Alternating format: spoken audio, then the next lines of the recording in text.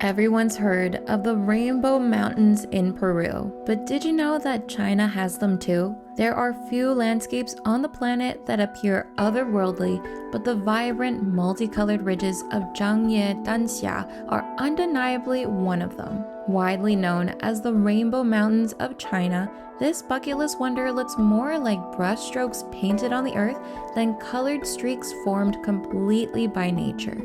In this video, we've put together a comprehensive travel guide to exploring this massive area. While it's incredibly beautiful, navigating the park can be confusing with multiple entrances and a complex bus system that changes depending on where you start. We're going to make it as easy as possible for you, breaking down exactly how to maximize your experience, including when to go, what to see, and how to book your tickets. But we aren't just covering the tourist trail. We'll also be taking you to a highly underrated hidden gem nearby called Binggou Danxia. It may not have the iconic rainbow colors, but the unique red rock columns towering over the valley left us astonished. We even got to explore a newly developed area on this insane off-road vehicle that we had all to ourselves.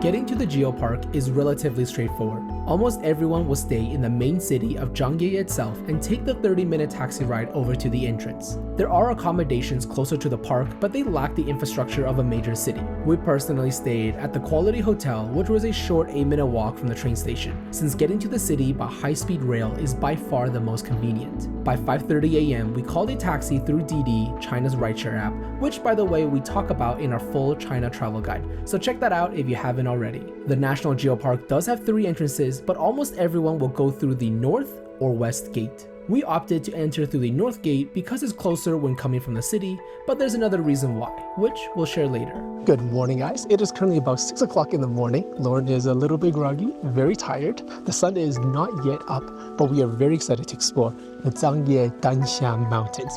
It is a gorgeous area with all these colorful red rocks that absolutely light up during sunrise and sunset. For some reason, we couldn't book our tickets in advance on trip.com, which is what we usually do to secure them.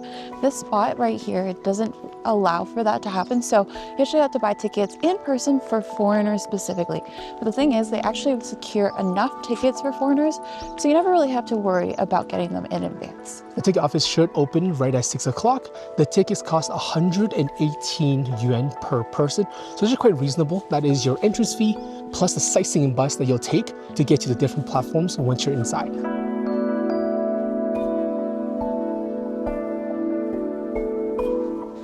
Can't believe it's literally just us.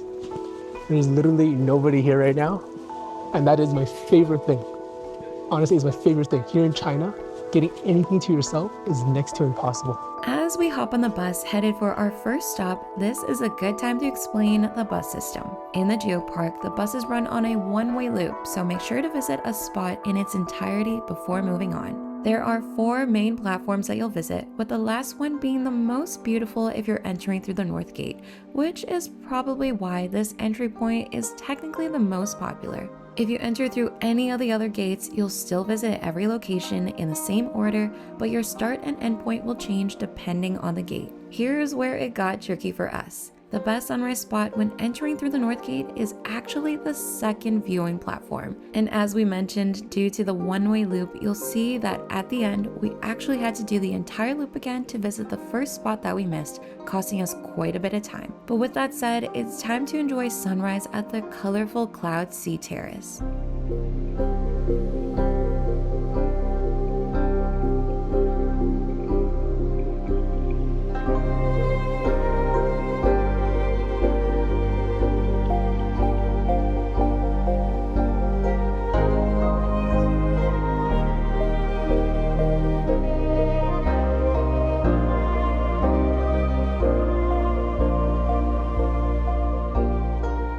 There are so many different viewing decks at each viewpoint, so you can really take your time to roam around, maybe like a full hour at each single viewpoint.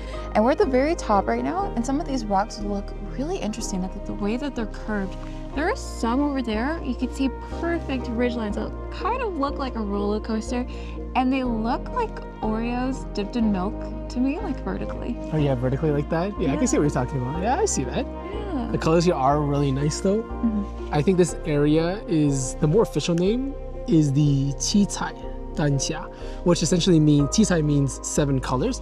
We don't quite see all 7 colors yet. I do see red, obviously. You see strips of blue. You see quite a bit of yellow on some mountains back over there.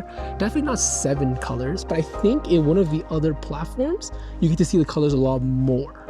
It also depends on lighting, season. We heard that after it rains, the colors do come out a lot more too. But right now it is more of like a consistent sandstone color.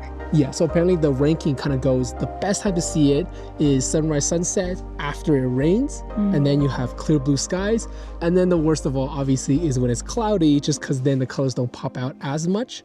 I guess after it rains is because it creates that perfect sheen over the mountains. And then when the light hits it, everything really pops out.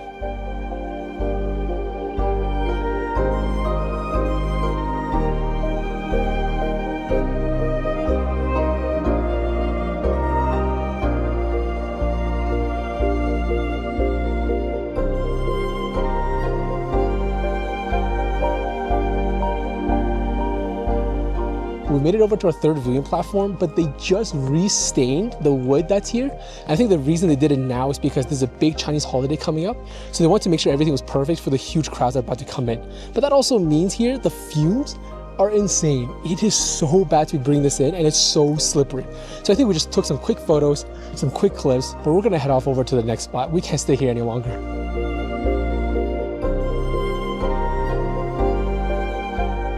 Okay, that was a menace to go through, but partway through, some of the workers came up to us, lent us their own gloves, and helped us all the way down, so that was really sweet. But we made it to our next viewpoint, which is viewpoint number 4, I believe. And what I noticed here in China is that you will never go hungry at any of these parks. There's always something open if you are hungry. Most of the food vendors are not yet, because this place is more popular to come to in the afternoon and evening. But it's nice to know that we can grab a bite to eat, and I think that's exactly what we're gonna do. We're gonna walk along the ridge at this viewpoint, come back down and grab a snack.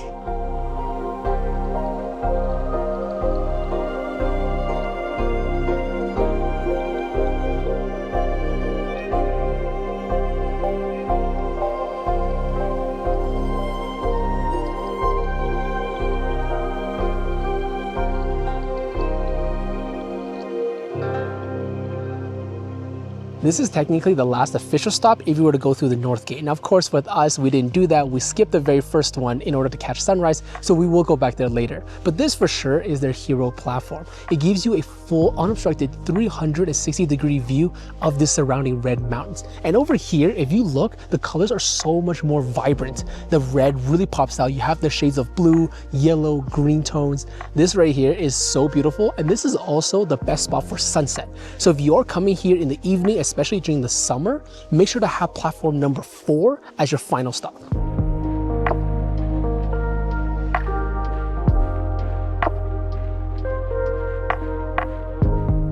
We did stop to grab a little snack at the little stall that is right there by the entrance. And this is gonna be our breakfast for the day. And we got these really great looking buns, super crispy on the outside. I don't know if you guys have seen these buns, but they've gone super viral. They have like so many different layers in them that it creates such a great crunch. And the inside, we got a little bit of beef, and that looks and smells pretty dang amazing. That is quite good. Very crunchy on the outside. The meat is quite tasty. Although I wish it was a little bit more meat, but honestly, this whole thing was 18 yuan. So what is that, like $3? That's pretty good value, especially considering that we're inside the geopark.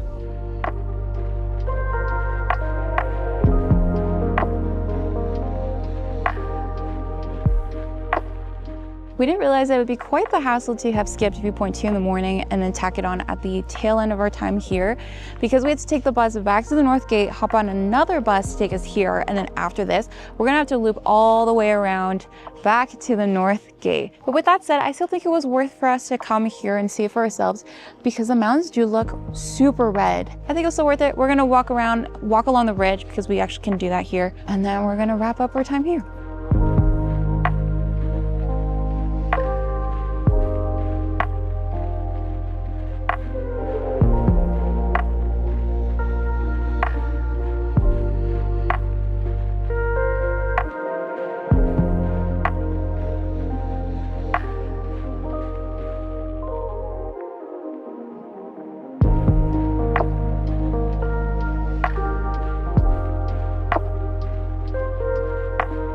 We've been to so many tourist attractions here in China now, from the most remote to the most popular, and for some reason, you can always find a KFC. Honestly, there's so much good Chinese food. I'm not exactly sure why anybody would want to go to a KFC.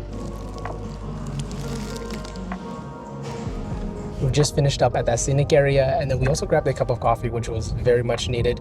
And we're not ending off the day just yet. We're in a cab right now, heading off to a different scenic area by the name of Binggou. It's known for its red palace rock formations that are very pillar-like, so it'll be very different from what we saw at the Rainbow Mountains, which was known for its colors, and here it's known for its rock formations. So it'll be nice to have a change of scenery, and it takes about 30 minutes to get there. A lot of people combine both of these scenic areas into one day, which is exactly what we're doing, but I am seeing a little bit of overcast, some gray clouds in the area. Hopefully they'll just pass right by and we won't have to deal with any of that.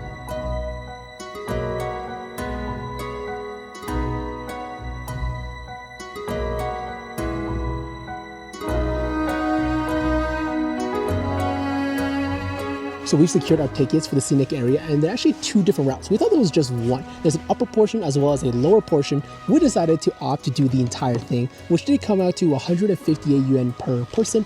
Now, if you just wanted to do the lower part, I think that was 60 yuan per 60. person, because it only consists of like a regular bus with paved roads and then some walking.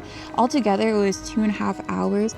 We opted for the more expensive one so that you guys can see the entire thing, and you can decide for yourselves if you want to do the whole thing. And the upper section has a really cool looking bus because it is on mountainous roads. I think that's why it's also more expensive. Oh, also the bottom portion only takes about 1.5 hours, so you can decide for yourselves if the extra time is worth it for you guys. The bottom portion is all just regular paved roads, big buses, and it looks exactly like the one that we just had over at the other scenic area. This guy right over here.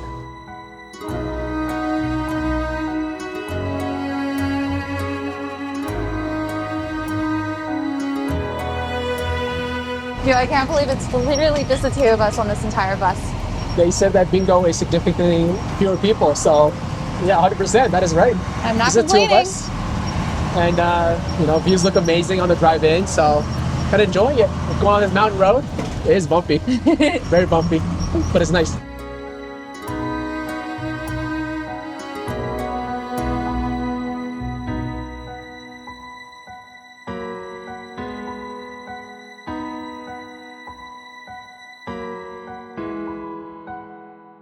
First spot. He said a bunch of Chinese words and I didn't understand, so this is the first spot.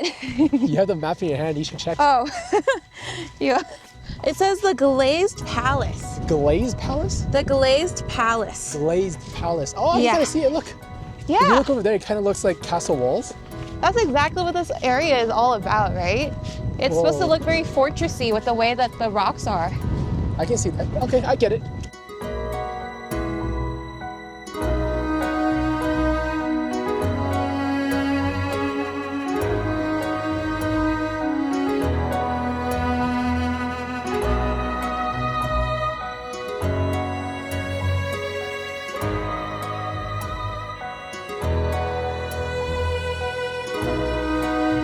Oh, it looks like it might rain, so we gotta hurry.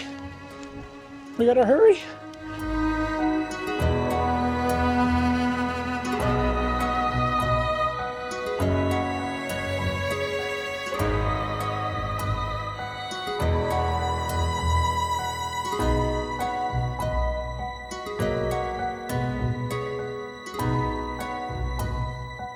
For our last spot, we actually had to walk the last stretch because it's too sandy for the bus to go through.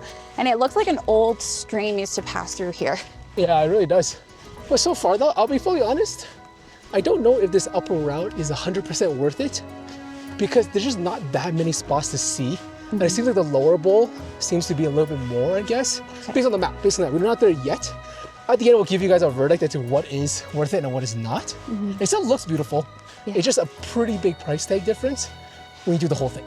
That is very true. I mean, I love the fact that it's just the two of us. It feels like we have the entire place to ourselves and we could roam around a little bit more than we usually do in China, because in China it's usually barricaded and you don't get to go on the trails. Very, very true.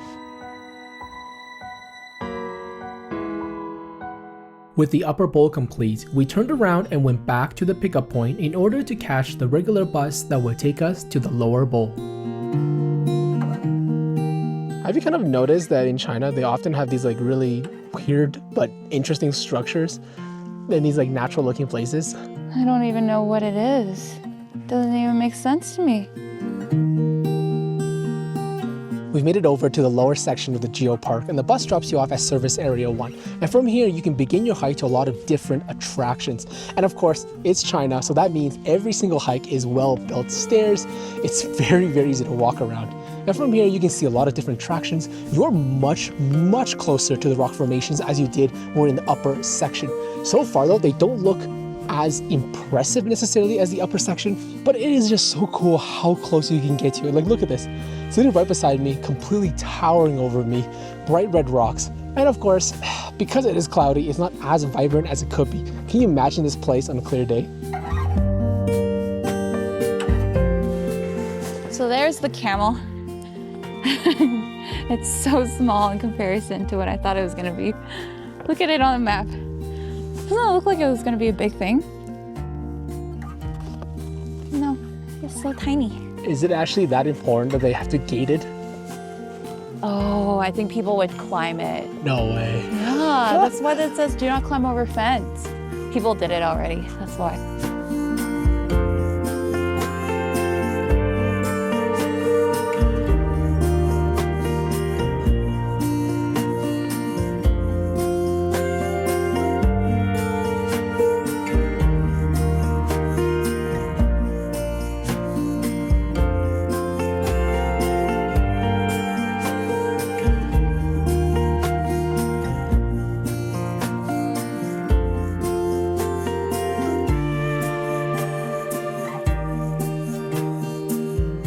We made it over to our final stop, which is service area number 2. This is very much like the first one. You essentially drop you off and you go hiking on the very well-built pathways. So far it's looking quite similar. The only thing that's different is that the formations aren't like right up close to you. So far they're a little bit further in the distance. That is true. And of course, still gloomy. Gloomy for the whole rest of the day.